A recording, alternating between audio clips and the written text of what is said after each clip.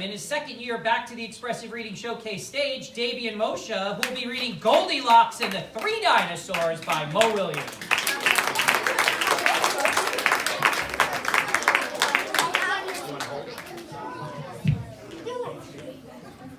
I'd like to hold the microphone. Excuse me, we've never had a contestant ask for that. Goldilocks and the Three Dinosaurs, retold by Mo Willems. Once upon a time, there were 3 dinosaurs. Papa Dinosaur, Mama Dinosaur, and some other dinosaur who happened to be visiting from Norway. One day, for no particular reason, the 3 dinosaurs made their beds, positioned their chairs just so, and cooked 3 bowls of delicious chocolate pudding at various temperatures. "Oh boy," said Papa Dinosaur in his loud, booming voice. "It is finally time to leave and go to the, someplace else." "Yes," continued Mama Dinosaur.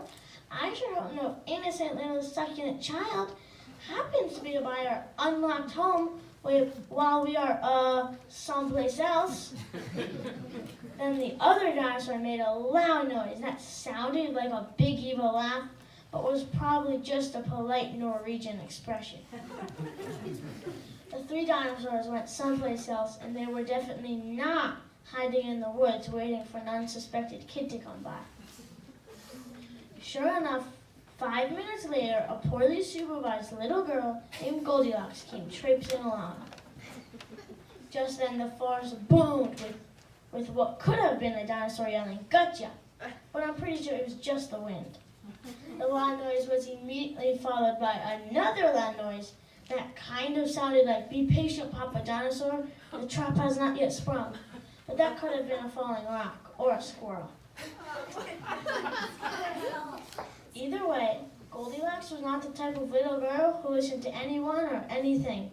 For example, Goldilocks never listened to warnings about barging into strange, enormous houses. So as soon as Goldilocks came across a strange, enormous house, she barged right in.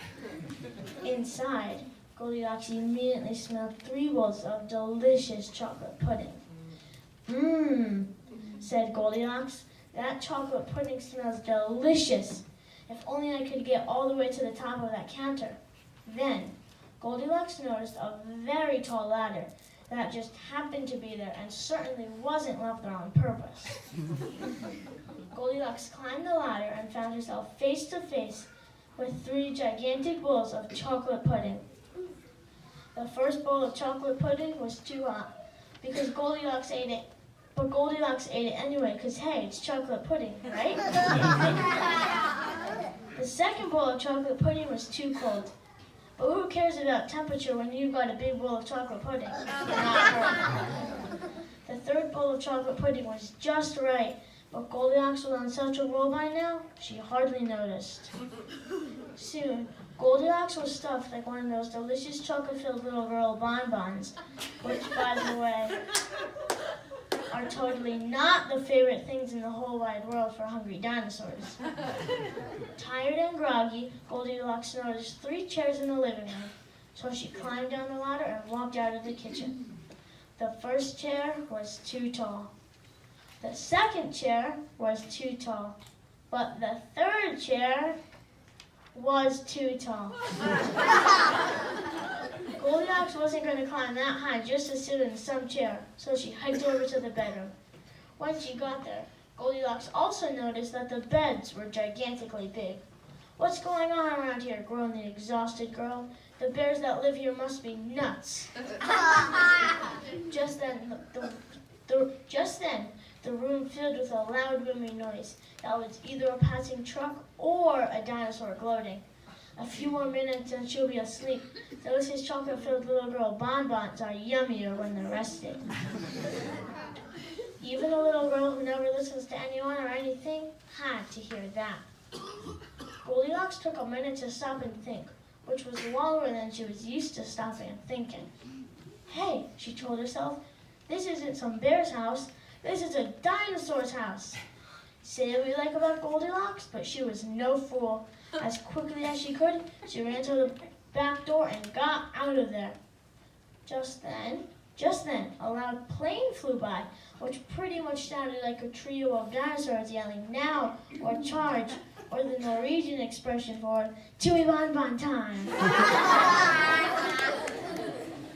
Suddenly, and completely coincidentally, the three dinosaurs rushed through the front door.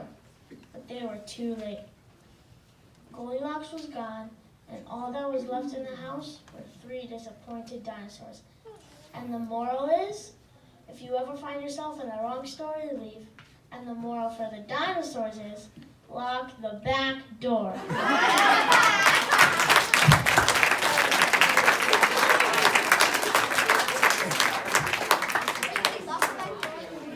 You know, just to kind of just add to this, so we as I said earlier, we had over 50 people audition this year, and you know the criteria really was to have something in the 3 to 5, 3 to 6 minute range, and you know the students really kind of came to us with the pieces that they sort of liked, and some people, you know, we had to coax a little bit towards something else. But the majority of the students came ready. They came with pieces that they felt that they could really expressively read. So kudos to them for finding literature that